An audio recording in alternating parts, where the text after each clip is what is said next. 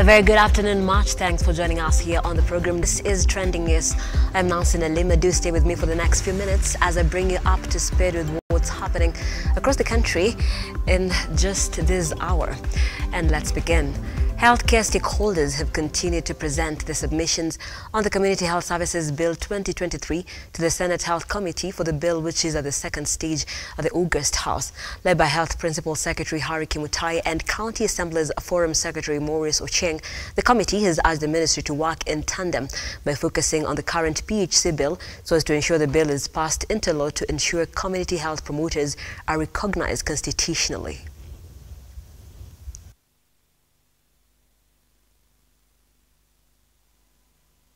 The Ministry of Health has drafted a primary health care bill, which includes the community health services articulated in this bill, and the primary health care bill has been forwarded to the National Assembly Department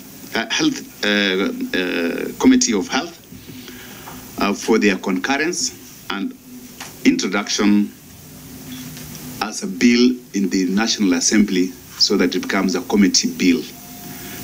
The Ministry of Health therefore recommends that the Senate Health Committee reviews the primary health care bill to ensure that the issues proposed in the Community Health Service Bill 2023 have been captured, and if not, then the amendments can be done in that bill. Chair, that is our submission. There are very many pieces of different legislation from different corners. We also, I think, have the community health workers bill, which also speaks to these issues. Now we also have this community health services bill. Now we're introducing a new baby altogether that will allow you to blow your trumpet again, primary health care bill. So we just want to see how what legislative framework can we put in place that addresses all these issues as one. Because our chair is online, I wanted to add 1, 2, 3 comments before the PS leave. Yes. And PS, I forgot to just identifications. I think legal person can assist us if our standing order and the standing order of National Assembly can allow both houses to sponsor the bill of PHC. I don't know, you can guide us later, but let's hear from our chair, able chair. Before you hear from the chair, I just wanted to have concurrence. Who can sponsor this bill for us? Is it National Assembly Committee or the Senate Committee? Senate. Not that the two. Senate. So we'll agree who is going to sponsor. Yes, we agree. Let's hear from our chair. That story will be coming your way in our subsequent bulletins in detail. Moving on, residents of Twala area in Kajiado East have expressed their concerns over the safety of standard gauge railway SGR following a rise in cases of vandalism. Locals say the rock dealers fearlessly purchase stolen items including gates, wheelbarrows, doors and window pins from criminal gangs said to be vandalizing the facility, including homes in search of scrap metals, while calling on the security agencies to act swiftly to restore sanity in the region.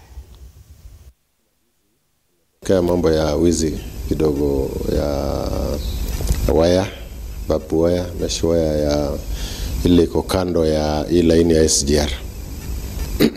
Juzi tuliamuka kama wiki moja iliyopita, tumeona kama kuna vandalism ama kutoa hiyo waya kwa kikingi.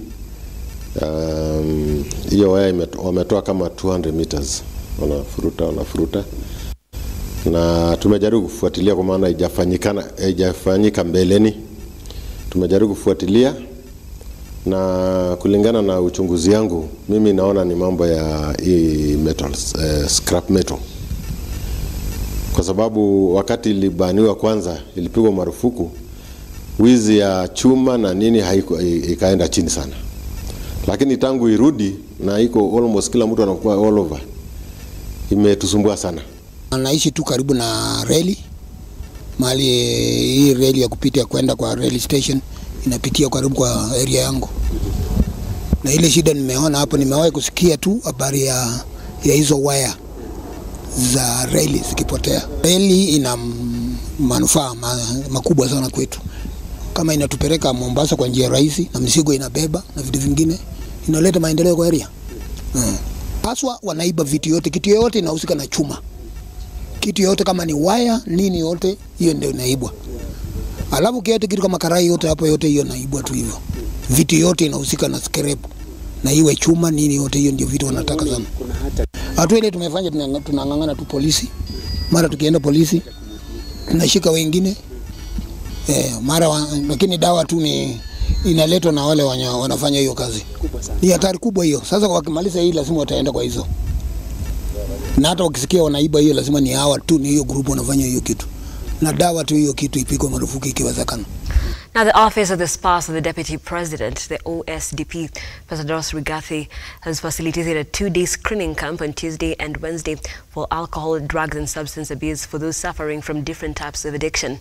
The event that attracted over 700 participants was held at RUTO Stadium in Dagoretti constituency in Nairobi and was aiming at waging a war against drugs in the society or the country at large. Speaking during the event, Dr. Wairimu Wanjaya stated that the camp's ultimate goal is to see productive boys and men reformed from substance abuse, noting that the screening camps will continue in a bid to tackle the drug menace.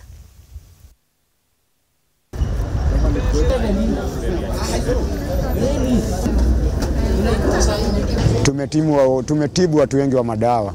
Hata mimi nilikuwa mmoja wao, lakini nikakuja nikareform. Sasa mimi siwezi taka vijana wapotele mtaani. Juu siwezi taka kuona kijana akipotelea mtaani, na hapo ndio nimepitia. About 80% of those we have screened are at dependent level, meaning they need more of intervention. Actually, we need to do admissions to some of them, and we also need to do some fasting to some of those people who have not gone deeply into addiction. So this is such a big step forward, starting here today. You will see us back here and in other places in Nairobi doing the same, and then transitioning to the next step. All we want is to see productive boys and men who have gotten out of this menace and are now earning income for themselves and supporting their families and engaging positively in the community, and then at national level, we are all winning. Is that correct? So that is the broad plan. Just to paint a picture, this is not an event. This is a journey. It's a process. And in the Western region, closure of sugar milling activities in the country from 4 months over raw material shortage is expected to have a serious repercussion in the country. The closure has been attributed to the declining sugarcane production in the region. Chief External and Communications Office of the company has emphasized on the need for policy adjustments that will help mitigate the adverse effects, adding that the closure of these companies will not only affect the farmers but the local economy that is reliant on sugar company operators in the country. Now that all the millers have been given a directive by AFA to close for a period of not less than 4 months before they can do a review of the situation, how does it affect the key stakeholders, i.e. the employees in the milling industry, but more importantly, the farmers? So far, like for example in West Kenya, we have registered a huge number of job losses. Not just the tractor drivers, but also our field officers and other employees at all levels. If you look at the farmers, they are now in doubt because we have been recruiting farmers, encouraging them and actually doing farm preparation. They are asking, so what does it portend for us? And among other things, he's put a finger on poaching. That is theft. Poaching among us, the players, the key players who are the millers. Elsewhere, Deborah Chipogisio, a 13-year-old KCPE candidate at St. Paul Caron Boarding and Primary School in Kitalengarengan Village, West Pokot County, is fighting for her life after developing a heart disease for the last 2 years. Deborah, who lives with her grandmother, says she has not been in school since the beginning of this year, despite her being a candidate. Deborah says her illness started as a chest problem and she went to a health center and was given drugs. By the time the problem persisted, with the family now calling on help from well-wishers to help them raise at least 2 million shillings needed for the medication to enable her resume her studies.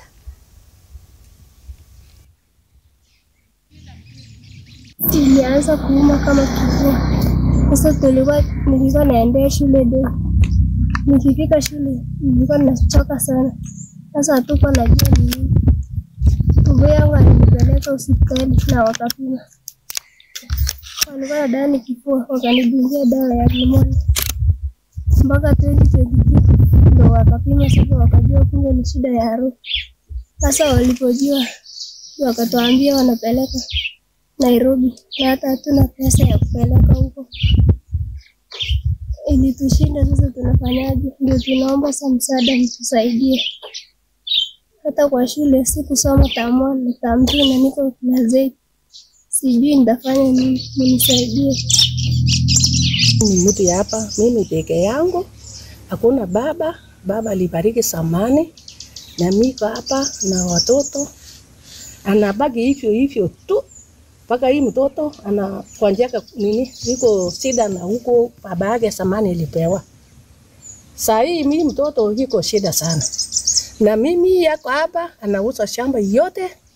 Niko na watoto yangu 4 na kusomesha. Hiyo ngine hiyo amemaliza hata kwenda kwa nini university tena anipita mzuri sana. Lakini pesa na unapotea.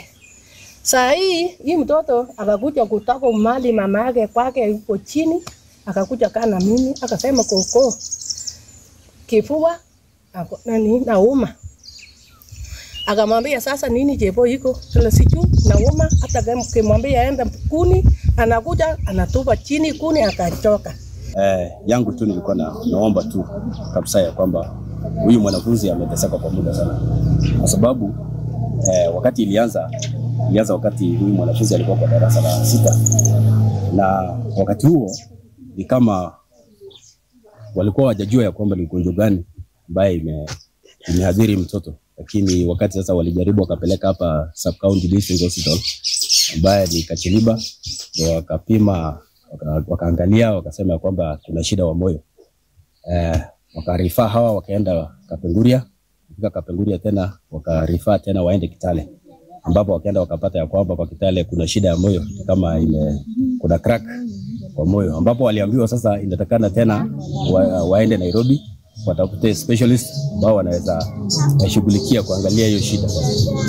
Wakati sasa walifika pale sasa ikawa ni shida, kwa sababu wakati walisema maneno ya pesa ikawa ni ngumu. So walisema kwamba it's around 800 to 1 million, na familia yenyewe ukipata ya kwamba kweli wameshughulika kwa hiyo muda mrefu hiyo hajakuwa na uwezo wa kutafuta hiyo pesa.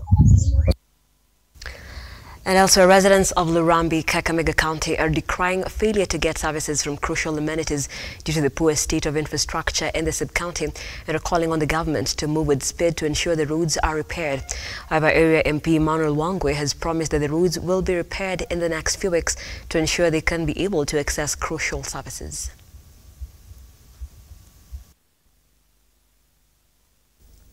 Hakika hii barabara ni barabara nimeanza kuisikia 1970s ya kwamba inatengenezwa, haitengenezwi.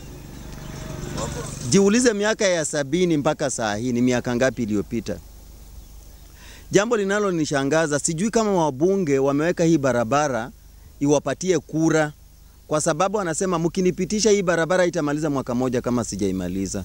Mkinipitisha, munipatie tu mwezi moja nitaipitisha. Kama sijasahau, rais wetu alisema hii barabara inaanza kutengenezwa kutoka Navaholo mpaka Rurambi, iende mpaka iungane na ya Bungoma. Wabunge wameshafika katika bunge, wamesahau kumkumbusha rais.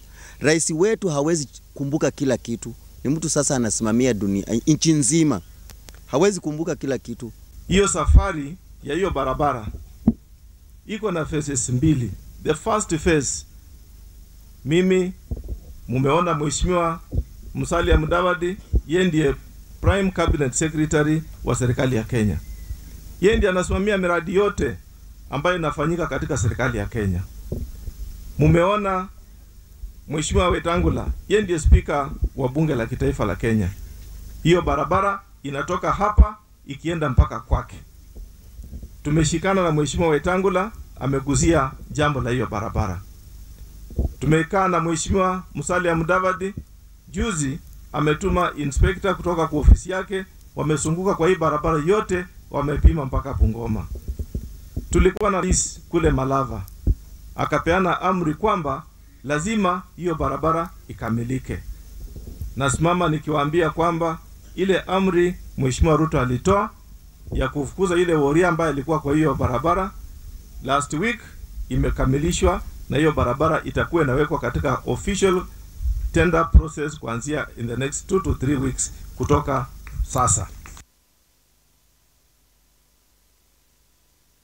And out to some sports, the National Secondary School Games entered its third day today, with Dagoretti High School seeing off St. Anthony Boys High School 1-0 at Kakamega High, and Shandarema securing a 3-0 win over Kiringari at Buhungu Stadium. Dagoretti High will face Agoro Sare, while Shandarema face St. Anthony for the semi-finals. Finalists will represent Kenya for the East African School Games in Kigali, Rwanda.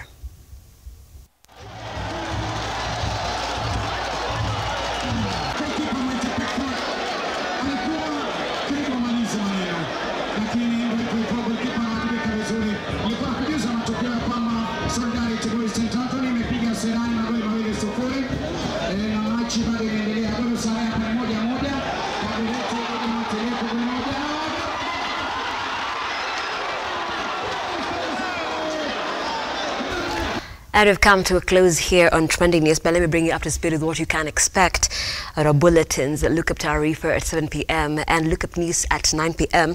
We'll be looking at the university funding model, because it will be explained in details with our very able reporter, Ian Keitani. And as well, we'll be looking at the varsity digital transformation as well. And the story that we just did about the community health bill, which is at the stage 2 now in the August House, and of course different stakeholders just chiming in their views as how the bill will affect different stakeholders. And as well, today being a Thursday, you know, we talk matters constitution, so at 9 p.m. I will be having a discussion on legally speaking. I'll be talking about the